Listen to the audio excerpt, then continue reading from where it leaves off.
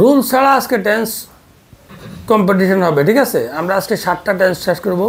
এদিকে আছে রাকিব, এদিকে আছে শাওন, আর এদিকে আছে এই শিহাব, আর কি যেন ইনান, নাম কি? ইনান। শিহাব এবং ইনান এরা ক্লাস 6-এর স্টুডেন্ট, আর এরাও ক্লাস 8-এর। 8-এ এরা উঠছে এখন বর্তমানে। এরা কিন্তু টেন্সের সংজ্ঞা কাকে বলে, নিয়ম কানুন জানে, আর এরা কিন্তু জানে না।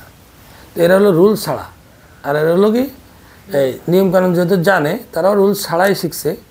তো আমরা আজকে রুল ছাড়া প্রথমে ট্রাই করি। আমরা প্রথমে তোমাদেরকে গো ভার্ব দিয়ে ধরবো। হ্যাঁ, প্রথমে বলো যে গো ভার্বের 3টা ফর্ম কি কি? Go and gone. Oh right, very very good, ভালো হয়েছে। আচ্ছা, এবার বলো গো দিয়া প্রথম বাক্য তুমি বলো। শিয়াব, আমি স্কুলে যাই। তুমি বলো আমি স্কুলে গিয়েছিলাম। তুমি বলো আমি স্কুলে যাব। তুমি বলো আমি স্কুলে যাইতেছি।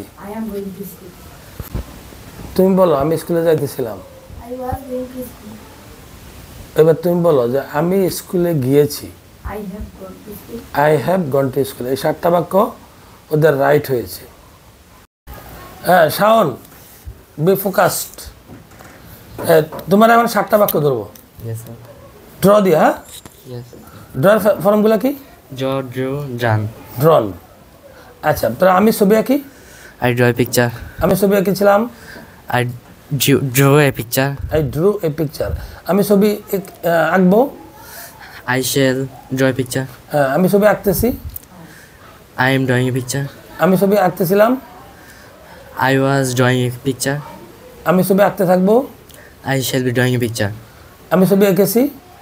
I have drawn a picture. I have drawn a picture. তো এখানে তুমি কটা টেন্স বলছো, তুমি কি এটা জানো? No sir. 7টা বাক্য বলছো না? Yes. তো 7টা বাক্য কটা টেন্স? 7টা। এই বাক্যগুলো কি সব এক ধরনের না সবটি ভিন্ন? ভিন্ন। আচ্ছা, প্রথম বাক্যটা আমরা কি নিয়েছিলাম? I draw a picture. I draw a picture. তাহলে এটার গঠন কি হবে? Subject plus verb 1 plus extension. Extension. First person কি কি আছে? আই আর উই, আর সেকেন্ড পারসন হলো ইউ। You.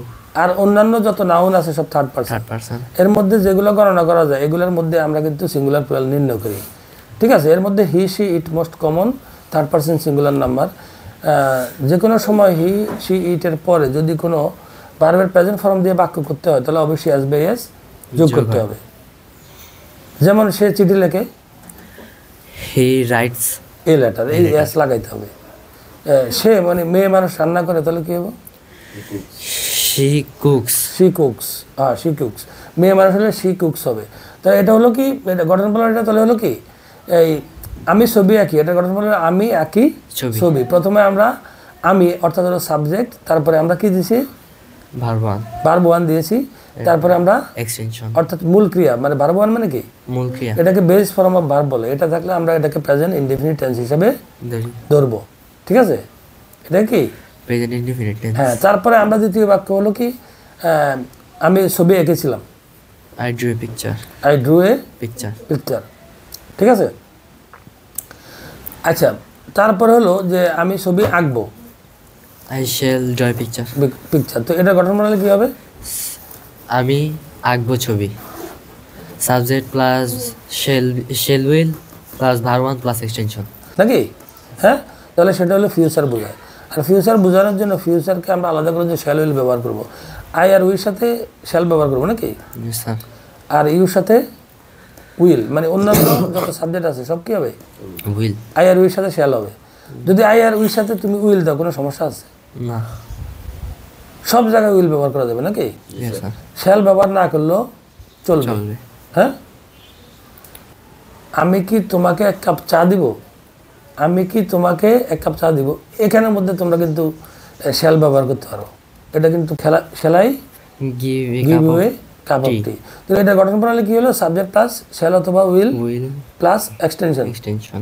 আচ্ছা, আর পাস্ট ইনডেফিনিট যেটা বললাম, পাস্ট ইনডেফিনিট হলো কি, যে আমি ছবি এঁকেছিলাম নাকি? I drew a picture. I drew a Picture. Picture. তাহলে এই যে ড্রু ব্যবহার করছি কি, আমরা ভার্বের কোন ফর্ম ব্যবহার করছি? Second form. সেকেন্ড মানে কি? নাম কি? First form.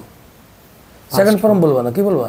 পাস্ট ফর্ম, যে আমরা পারবেন পাস্ট ফর্ম ব্যবহার করছি। তাহলে আমরা প্রথমে আমি ছবি আঁকি প্রেজেন্ট ইনডেফিনিট টেন্স, তারপরে হলো আমি ছবি এঁকেছিলাম পাস্ট ইনডেফিনিট টেন্স, তারপর আমি ছবি আঁকবো ফিউচার ইনডেফিনিট টেন্স।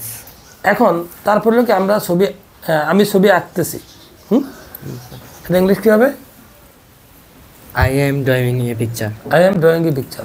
রাকিব বলো, আমি ছবি আঁকতেছি, I am drawing picture.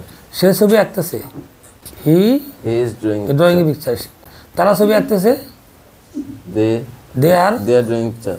Drawing a picture. তো তারা তো একটা ছবি আঁকে না, এটা বলবো যে দে আর ড্রয়িং পিকচার্স, Picture. মানে তারা তো বেশি ছবি আঁকে না, জি, sir. এই জন্য দে আর ড্রয়িং Pictures. পিকচার্স। তাহলে এখানে আমাদের হলো কি যে আমি ছবি আঁকতেছি, এই সাবজেক্ট যখন আমরা চেঞ্জ করি তখন কিন্তু আমাদের এটা প্রেজেন্ট কন্টিনিউয়াস টেন্স তো নাকি?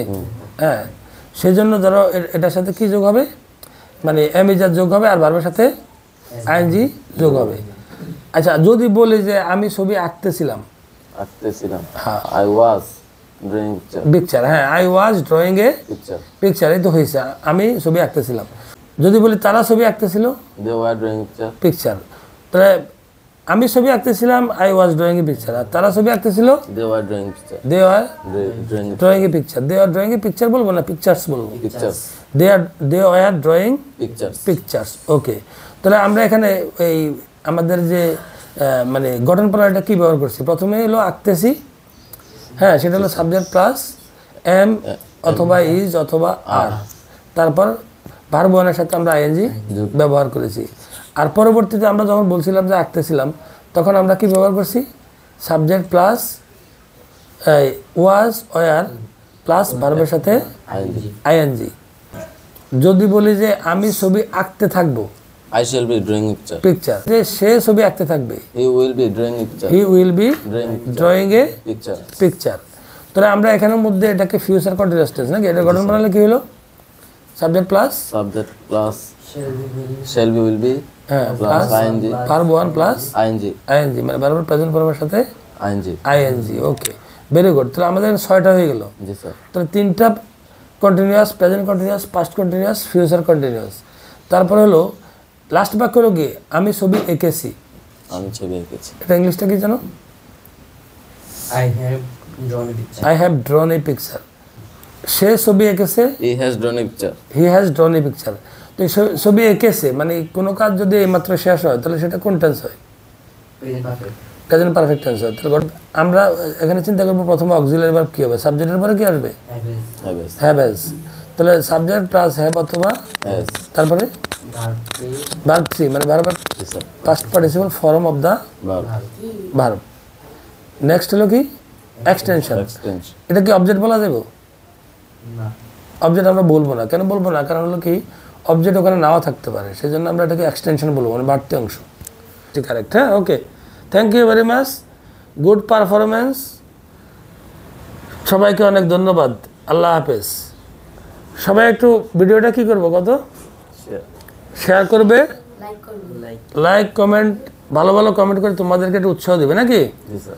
ওকে, তাহলে আল্লাহ হাফেজ, সবাই ভালো থাকবেন, আল্লাহ হাফেজ।